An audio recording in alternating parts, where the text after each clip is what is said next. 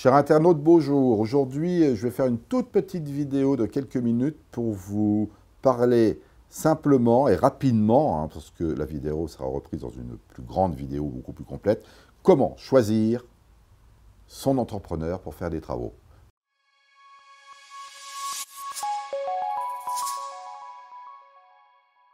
Choisir un entrepreneur, c'est hyper important. Des travaux que vous allez faire dans votre investissement va découler plus tard des problèmes ou pas de problèmes, donc location ou pas location. Donc il est impératif de choisir un bon entrepreneur. Comment? Je vais vous donner plusieurs filières pour choisir un bon entrepreneur. Premièrement, vous pouvez vous balader dans la rue, aller dans des magasins, aller voir là où il y a des travaux en cours. Si les travaux vous plaisent, vous arrêtez, vous demandez simplement le nom d'entreprise. Facile et simple. La deuxième chose, vous pouvez également demander à votre syndic d'immeuble, car le syndic utilise des entreprises en permanence et tous les jours, pour des centaines d'immeubles qu'ils gèrent, donc ils ont déjà choisi de très bons entrepreneurs. Et la troisième chose, vous pouvez aller voir des agences immobilières. Comme vous, les entreprises prospectent et mettent des petits papiers dans les agences immobilières, et souvent ils ont déjà été employés plusieurs fois, et l'agent immobilier connaît très bien l'entreprise et connaît très bien son travail. Donc, voici trois petites méthodes rapides pour déjà le trouver. Le numéro 2, comment le choisir? Comment dire, celui-là, il est bon ou il n'est pas bon pour moi? Eh bien, vous allez prendre rendez-vous avec lui et aller discuter, lui montrer le projet de chantier que vous avez à faire. À ce moment-là, vous allez lui poser quelques questions. Combien d'employés il a? Est-ce qu'il a d'autres chantiers en cours actuellement? Et ça fait combien d'années qu'il travaille dans le bâtiment? Et est-ce qu'il a une assurance décennale, voire biennale? Là, vous prenez note de tout. Quand vous rentrez chez vous, faites un travail d'enquête et vous vérifiez ce qu'il vous a dit. S'il a menti, vous l'éliminez.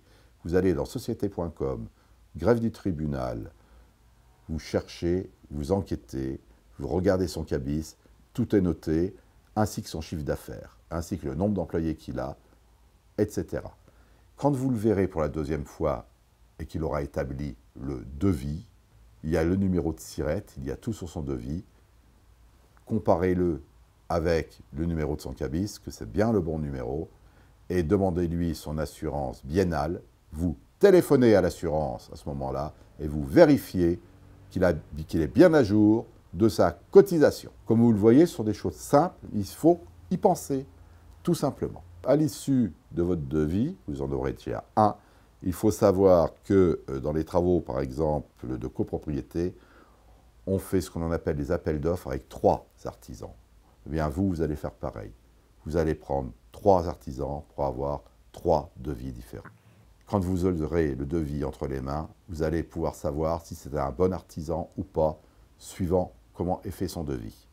Est-ce que son devis comporte toutes les indications nécessaires, c'est-à-dire la nature des matériaux qu'il va utiliser, le prix, la TVA qui est bonne, est-ce qu'il vous a bien fait 1 ou 2 devis? S'il y a 2 TVA différentes, il doit vous faire 2 devis différents avec la première TVA par exemple de 10%, la deuxième TVA de 5,5% pour économie d'énergie, fenêtre double vitrage, porte d'entrée par exemple. Est-ce qu'il a bien fait les 2 devis? Est-ce qu'il a bien mis le temps de réalisation?